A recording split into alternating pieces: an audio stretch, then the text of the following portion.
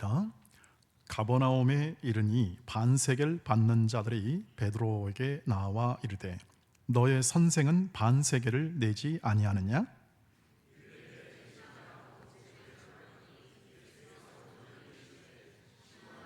생각은 어떠하냐? 세상 임금들이 누구에게 관세와 국세를 받느냐? 자기 아들들에게냐 타인에게냐? 베드로가 이르되 타인에게니이다. 예수께서 이르시되 그렇다면 아들들은 세를 면하리라. 그러나 우리가 그들이 실족하지 않게 하기 위하여 내가 바다에 가서 낚시를 던져 오른 고기를 가져 입을 열면 돈 한 세겔을 얻을 것이니 가져다가 나와 너를 위하여 주라 하시니라. 아멘, 아멘. 네, 오늘 성전세를 내신 예수님이라는 그러한 이 제목에 달려 있는 것처럼 예수님께서 성전세를 요구하는 이 담당 관리에게 혹은 또는 요원에게 베드로를 통해서 성전세를 내자 이렇게 권유하는 또 제언하는 예수님의 모습이 나와 있습니다. 그런데 그 과정을 보면 예수님께서 먼저 베드로에게 이렇게 질문을 합니다. 세상 임금들이 관세나 국세를 누구에게 받느냐? 그러니까 베드로가 이렇게 대답합니다. 26절을 보시죠. 베드로가 이르되 타인에게이다. 다른 사람에게 받습니다. 너무나도 당연한 이야기죠. 그 당시 임금 시대니까 임금의 아들들에게 무슨 세금을 받겠습니까? 다른 사람들에게 세금을 받죠. 나라의 주인은 임금이니까요. 그래서 당연하게도 아들들은 세를 면하리라 하는 예수의 말씀이 있습니다. 이 말은 뭐냐면 결국 예수님은 지금 성전의 주인이신 하나님의 아들이다 하는 것을 얘기해주고 있습니다. 스스로 이렇게 얘기를 하면서 얘기하는 거죠. 뉘앙스를 깔고요. 그런데 더 중요한 게 뭐냐면 그 다음에 세금을 내겠다고 했는데 성전세를 그 이유를 얘기해주고 있습니다. 27절에서 그 이유를 얘기하고 있는데 그러나 우리가 그들이 실족하지 않기 위하여 내가 바다에 가서 낚시를 던져 먼저 오르는 고기를 가져 입을 열면 돈 한 세겔을 얻을 것이니 가져다가 나와 너를 위해서 주라 하셨습니다. 그러니까 그들이 실족하지 않기 위하여 세금을 낸 것입니다. 다시 말하면 성전세를 낸 주님의 이유는 자신은 하나님의 아들로서 왔고 육신을 입고 왔지만 그러나 하나님의 아들이 맞고 성전의 주인은 하나님이시죠. 하나님을 그 아들로서 왔기 때문에 무슨 성전세를 내겠습니까? 성전을 유지하고 보수하고 관리하는데 이 성전세를 냈어야 하는데 성전의 주인 되신 아들에게 성전세를 낼 이유가 없는데 그럼에도 불구하고 사람이 실족하지 않기 위하여 성전세를 낸다 이렇게 말씀하십니다. 도대체 그 말이 무슨 뜻일까요? 왜 성전세를 내지 않으면 이 사람들이 실족하는 결과가 나올까요? 그것은 그 당시의 배경과 맞물려 있습니다. 그 당시 사람들이 가지는 성전세 이 관념은 뭐냐면 지금처럼 우리가 무슨 납세 의무 이런 정도가 아닙니다. 그 당시 성전세라는 것은 성전은 그들의 삶의 중심이 됩니다. 삶의. 그러니까 하나님께서 그들에게 구약에서 약속으로 주신 그러한 땅과 더불어 약속 주신 땅과 더불어 이 성전을 허락하심으로 솔로몬 때부터 하나님이 그 백성을 다스리고 인도하고 그리고 복 주시고 그리고 임재하시는 그 집입니다. 임재 상징이죠. 그러니까 그들은 여기를 중심으로 모든 생활이 되었습니다. 그리고 삶의 모든 중심은 여기 있기 때문에 언제나 여기를 향하여 성전을 향하여 매일 기도하는 것입니다. 더군다나 지금은 로마의 압제로부터 아직 식민지화된 그러한 상황이고 또 다만 그들이 자율권을 부여받아서 종교나 혹은 또는 자신들의 어떤 자치권 정도는 인정받아서 하고 있는 터라 성전의 이 중요성은 말로 다 할 수 없이 컸습니다. 그러니까 마치 여러분 우리나라 일제시대 때 독립운동할 때 있지 않습니까? 그때 마치 독립운동을 위해서 이렇게 군자금을 대고 했던 아주 놀라운 거룩한 사람들 있지 않습니까? 이런 사람들처럼 우리가 성전세를 내는 건 그건 너무나 당연하다. 지금 우리 민족이 살 길이고 우리 민족이 결국은 이 압제로부터 벗어날 그러한 구원자를 보내주실 하나님, 그 하나님이 거하시는 곳이니까 이들에게는 자부심이었습니다. 성전세는 건 자부심이었죠. 그런데 예수님께서 이제 베드로에게 말하는 이 관리가 성전세를 내라고 하니까 여기서 예수님이 거부를 해보십시오. 거부를 하면 어떤 현상이 일어날까요? 저 사람은 나라와 민족도 도무지 생각하지 않는 사람이구나. 저 사람은 하나님과는 영 동떨어진 사람이구나 하는 오해를 줄 수 있겠지요. 그러니까 결론적으로 말씀드리면 이것은 결국 그 관리뿐 아니라 다른 이 복음을 듣는 사람들에게 오해를 줄 수 있습니다. 예수님은 나라도 사랑하지 않으시고 예수님은 성전도 이렇게 별로 대하지 않으시는구나.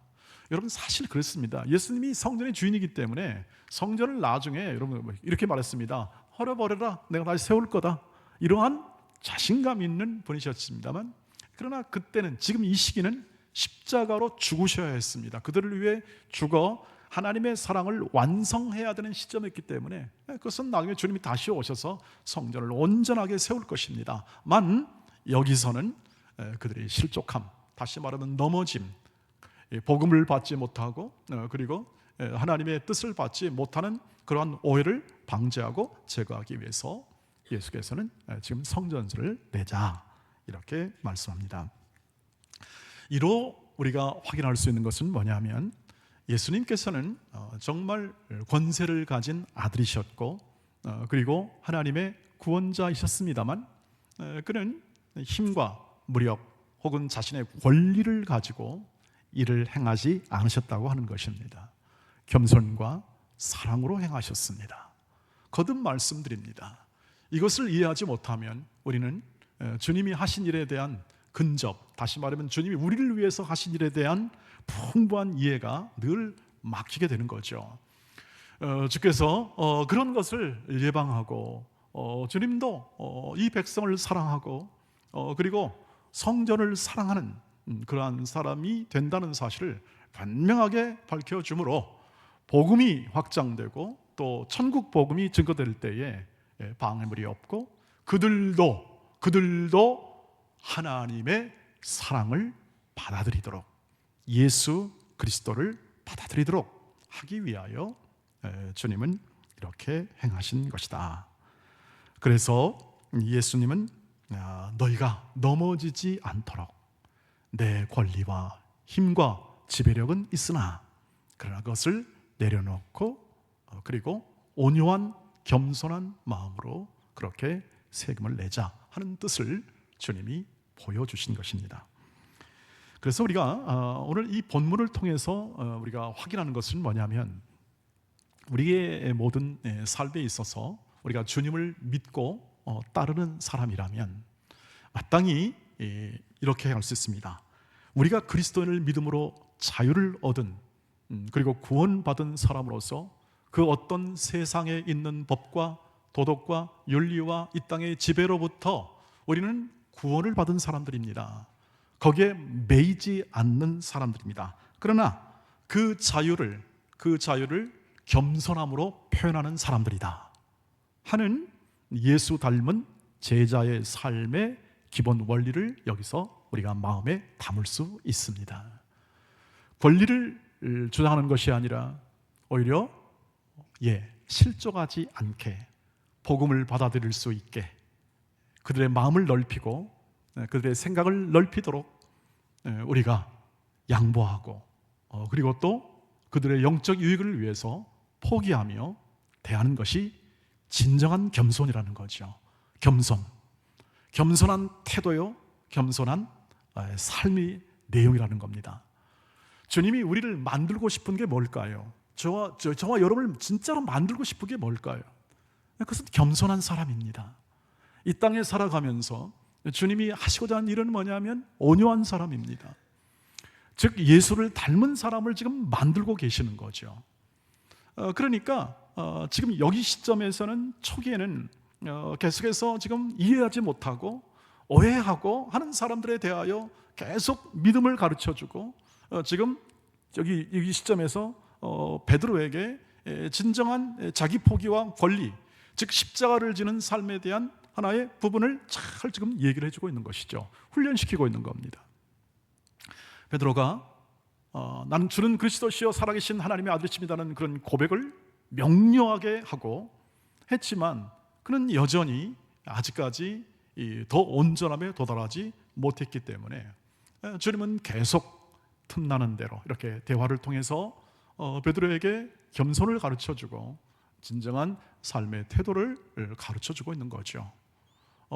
형제를 사랑한다면 형제를 실족하지 않게 하는 것이 겸손합니다. 겸손하신 예수의 마음을 행하는 것이고 주님이 기뻐하는 일을 행하는 것이다, 이렇게 얘기할 수 있습니다. 그래서 이 마음을 제대로 이해했던 사람이 누구냐면 바울입니다. 바울이 그러한 삶에 대해서 분명하게 고린도전서 8장 9절에서 3절 13절까지 얘기해 주고 있습니다. 한번 이 본문을 읽어보시면서 한번 계속해 나가겠습니다. 시작. 그런즉 너희의 자유가 믿음이 약한 자들에게 걸려 넘어지게 하는 것이 되지 않도록 조심하라. 지식 있는 내가 우상의 집에 앉아 먹는 것을 누구든지 보면 그 믿음이 약한 자들의 양심이 담력을 얻어 우상의 제물을 먹게 되지 않겠느냐. 그러면 내 지식으로 그 믿음이 약한 자가 멸망하나니 그는 그리스도께서 위하여 죽으신 형제라. 이같이 너희가 형제에게 죄를 지어 그 약한 양심을 상하게 하는 것이 곧 그리스도에게 죄를 짓는 것이니라. 그러므로 만일 음식이 내 형제를 실족하게 한다면 나는 영원히 고기를 먹지 아니하여 내 형제를 실족하지 않게 하리라. 오늘 본문의 핵심은 뭐냐 하면 한 영혼에 대한 실족하지 않게 하시는 예수님의 자상하신 배려입니다. 이제 이 뒤로 다음 주에나 그 다음 주에 18장에 가면 이제 실족한 일을 부모님 주님께서 본격적으로 말씀하실 겁니다. 그 앞에서 이렇게 말씀하시는 거죠. 한 영혼을 사랑하시고 한 영혼에 대하여 깊은 애정과 사랑을 가지신 주님의 그 마음을 바울이 지금 오늘 제대로 우리의 삶으로 표현하는 거죠. 이게 핵심은 뭐냐면 이것입니다. 내 형제가 어떤 음식으로 말미암아 실족하게 된다면 나는 내가 그런 음식을 자유롭게 먹을 권리가 있지만 나는 영원히 그 권리를 포기하겠다, 이 뜻입니다. 제가 목회 초기에 어떤 분이 이렇게 편지를 보내왔습니다. 목사님, 우리 그리스도인으로서 개고기를 먹는 건 이건 문화적으로 합당하지 않습니다. 이렇게 해서 그렇게 편지를 보내왔습니다. 그래서 이런 생각이 들었습니다. 처음에는 아니 개고기 먹는 거 그렇지 뭐 선지국에서는 뭐 그렇게 막 혐오하는 것이다. 그러니까 안 하는 게 좋다. 그런 상식적인 일이 있었는데 그걸 계기로 제가 좀 더 생각해 보았습니다. 이 본문을 가지고 생각하면서 생각해 보았습니다. 그렇다. 네. 그렇다. 우리의 초점은 주의 계명, 사랑의 계명을 통해서 타인에게 가야 한다. 내 유익보다 나를 잘 성찰하겠지만 타인의 유익을 위하여 자신의 권리와 자신의 힘, 어떤 지배력을 사용하는 것보다 양보하여 상대편의 영적 유익을 위하는 것이 십자가 정신이다. 그래서 그 뒤로 거기 이 개고기를 안 먹었다 이렇게 말씀드릴 수는 없겠습니다. 다만 그 형제를 생각하며 거의 절제를 했습니다. 하나의 예인데요. 바울의 마음을 전달하기 위해서 제가 얘기하는 거죠. 다시 말하면 우리가 어떤 영적 관계에서 우리 다른 사람을 생각할 때, 성도를 생각하고 또 내 이웃, 또 내 가정을 생각할 때에 그들이 이 신앙상 꺼리는 일들, 다시 말하면 그들이 정말 이건 이렇게 말도 안 되는 얘기야라는 그러한 것을 통해서 오히려 그들이 양심에 꺼리는 일을 행하게 되거나 하게 되면은 그들의 영혼이 상처를 입거나 혹은 또는 그 자신이 실망감에 이르는, 즉 복음과 그리스도에 대한 실망감에 이르는 일을 방조하는 것을 자극하는 결과가 되기 때문에 그런 것은 철저하게 피하는 게 좋겠다, 그런 생각을 우리가 하게 되는 거죠. 이것은 무슨 어떤 억압이 아니라 이것은 자원함에서 나오는, 그리고 또 형제를 사랑해서 나오는, 그리고 형제를 사랑하라 하신 예수 그리스도를 통해서 나오는, 그의 말씀을 통해서 나오는 자발적 순종이 되겠습니다. 이것이 주께서 보시기에 아름답고 또 삶에서 우리의 겸손을 확장시키는 하나님의 뜻이 될 줄 믿습니다. 그러니까 이것을 가지고 우리가 이제 확장을 합니다. 점점점 확장이 되는데 세금 문제도 이렇게 확장이 되겠죠. 세금을 우리가 나라에서는 지금 현재 우리는 살아가면서 법을 통해서 세금을 내야 한다는 의무를 지게 됩니다. 이것은 세상의 법입니다. 그런데 우리 예수 믿는 사람들은 사실 세상의 법에 매인 사람들이 아닙니다. 이게 괴리감이 있죠. 우리는 이 세상에 살아가는데, 아니 영적으로 우리가 이 세상의 법과 도덕과 철학에 매인 사람이 아니라는 사실을 우리가 이해하는 것은 참 어려운 일이 합니다만, 그러나 우리의 구원은 그렇습니다. 모든 죄와 사망의 권세 아래서 이 세상을 지배하는 모든 죄와 사망의 권세와 얽매임 안에서 해방된 것을 구원이라고 말을 합니다. 기독교의 구원은 이렇습니다. 그래서 이 세상이 주는 모든 법과 도덕과 윤리와 철학이 주는 모든 억압적 행태로부터 우리는 자유한 사람들입니다. 자유한 사람들. 그러면 왜 의무를 다합니까? 그것은 곧 처벌이 무서워가 아니라 이것을 통하여 예수 그리스도를 섬기는 사람들이 갖는 책임감을 완수하는 것입니다. 예수 그리스도를 기쁘시게 하는 일입니다. 세금도 안 낸다 그러면 어떻게 하겠습니까? 세금을 이렇게 막 자꾸 탈세하고 세금을 이렇게 덜 내는 마음을 조장한다면 어떻게 되겠습니까? 그건 나라를 사랑하는, 이 민족을 사랑하는, 그리고 근본적으로 하나님의 사랑이 이 민족과 나라 안에 있음을 믿는 사람들이 가지는 태도가 아닌데, 그런 것을 보면서 예수 안 믿는 사람들이 어떻게 생각하겠습니까? 저 사람들은 나라도 생각하지 않는가 봐 하는 오해를 불러 일으킬 수 있지 않겠습니까? 우리는 우리가 속한 사회 속에서 우리는 그리스도인으로 살아가지요. 믿음의 사람으로 살아갑니다. 주께서 말씀하시고 주께서 기뻐하시는 그러한 우리의 삶의 내면, 태도, 그리고 책임을 완수하는 사람으로 살아가시기를 주의 이름으로 축복합니다. 그래야 증언이 됩니다. 그래야 말씀에 담긴 우리를 향한 하나님의 뜻이 완성이 되는 거죠. 실제로 이와 같습니다. 한국 한 제조업 크리스천 대표를 역임하신 한 분이 간증을 했는데, 이런 간증을 한 것을 제가 예화로 따왔습니다.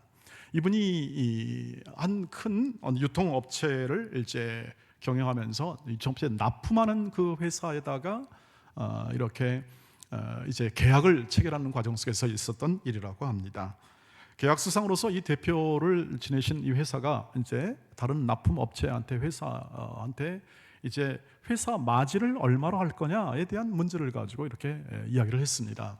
그때 15%를 가지고 얘기를 이제 계약을 하는 것이 이제 관례가 됐다고 그래요. 그래서 그것을 얘기했더니 그 납품을 받는 회사 대표가 지금 너무 어렵습니다. 너무 어려워서 좀 어떻게 좀 해주면 좋겠습니다라고 그렇게 경영난을 호소해 왔다고 합니다. 그래서 이 대표님이 밤새, 이 크리스천 기업가 대표님이 이렇게 밤새 기도하다가 보니까 이런 생각이 들었다 합니다. 만약에 이 금액을 제대로 그냥 다 받아버리면, 15%를 다 받아버리면 이 회사도 힘들어질 거고, 또 나중에 저 사람한테 저 대표는 어떻게 그렇게 우리의 사정은 아랑곳 없고 자기네 회사만 저렇게 그냥 생각하는 이런 돈만 밝히는 사람이냐 하는 그러한 인식이 남을 것 같다는 생각이 들었습니다. 그때 이런 주님이 주신 마음이 있었다고 해요. 그래, 양보하자. 양보해서 계약서에 그 주님 말씀을 따라서 계약서에다가 15%였는데 딱 절반을 딱 써가지고 그 납품하는 회사의 사장한테 그것을 주었다고 합니다. 그래서 이 거래처하는 이 납품회사가 회복이 되면 이 정도면 회복할 때까지 좀 견딜 수 있겠구나 하는 생각을 했습니다.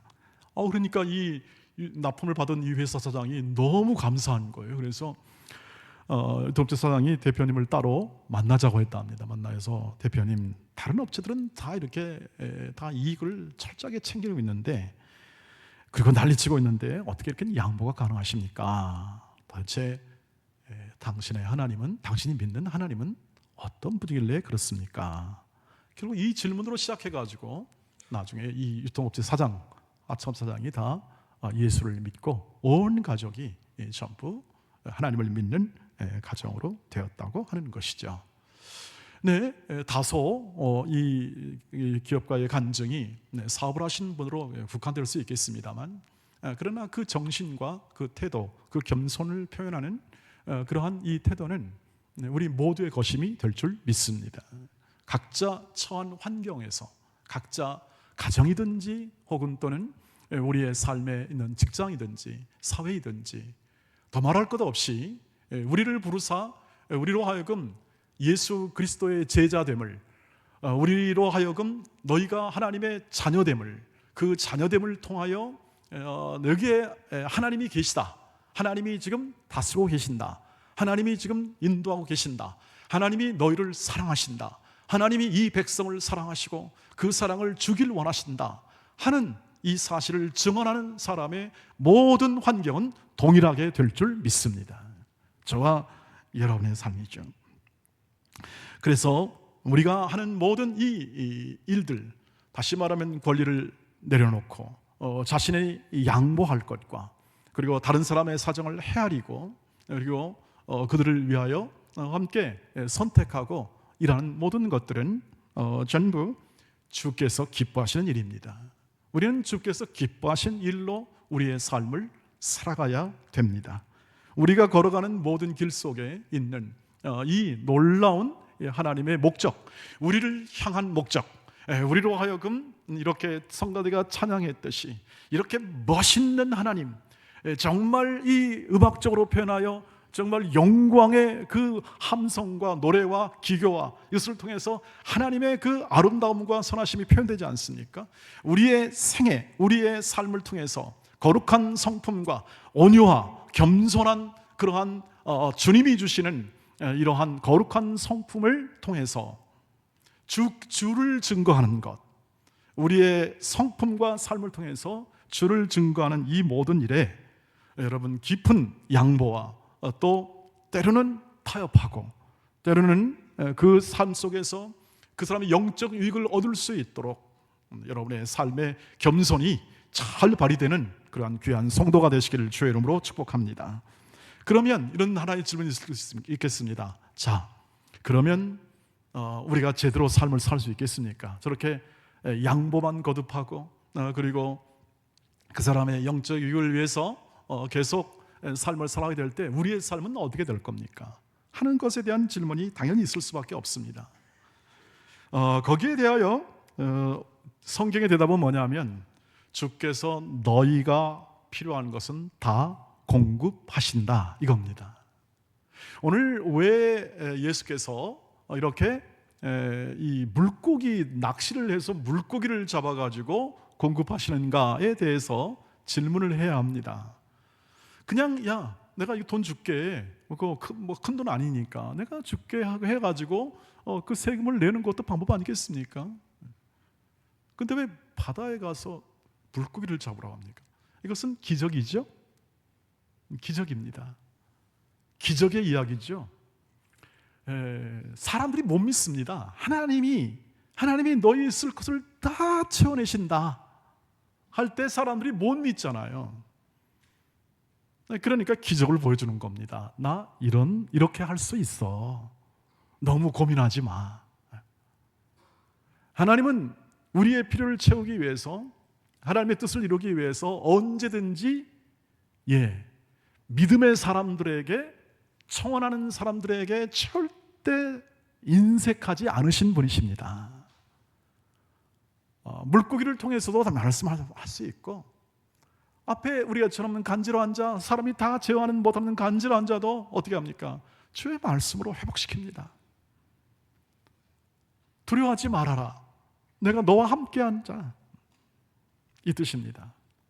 나아가 조금 더 우리가 주님이 우리 것을 채우시고 책임지고 인도한다는 것을 확증하는 그 단어는 바로 이것입니다. 오늘 말씀에 이 말이 있습니다.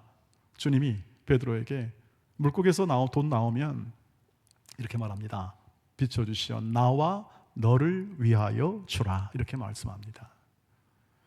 이 표현을 저도 이렇게 보통 평상시에는 이렇게 좀 흘러 넘었습니다. 그래, 예수님께서 이렇게 베드로를 가지고 이렇게 교훈하시는구나 그랬는데, 이 표현이 굉장히 중요한 표현이 된다는 사실을 제가 요즘 몸이 좀 아프면서 생각하게 됐습니다. 여러분, 몸을 아프다 보니까 이 고통이라는 건 나밖에 감수할 수밖에 없어요. 다른 사람이 이해를 못합니다. 옆에 있는 아내도 이해를 못하고. 여러분 그러시죠? 고통을 많이 겪으셨을 겁니다. 누가 이해할 수 있을까요?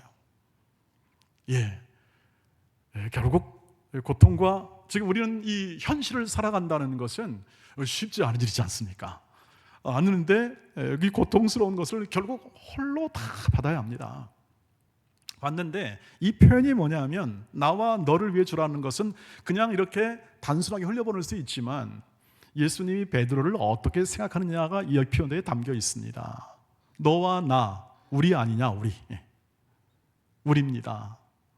다시 말하면 이 표현은 인격과 인격을 존중하는 표현입니다.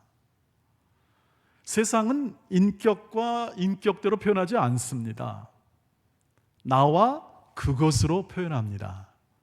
다시 말하면 객체라고 표현하는데, 그 객체라는 건 사물 혹은 또는 비인격적 어떤 수단으로 대하는 걸 말합니다.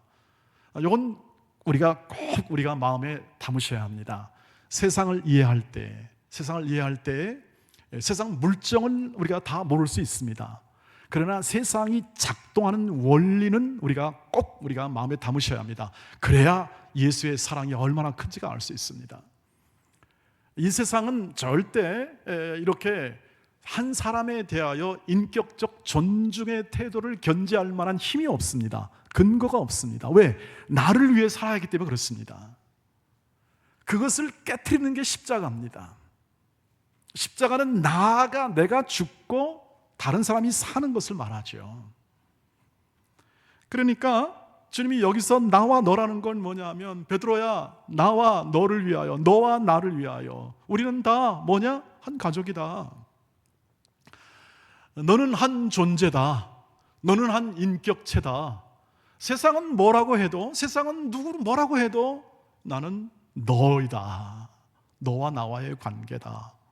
이런 말씀의 뉘앙스를 담고 있다는 거죠.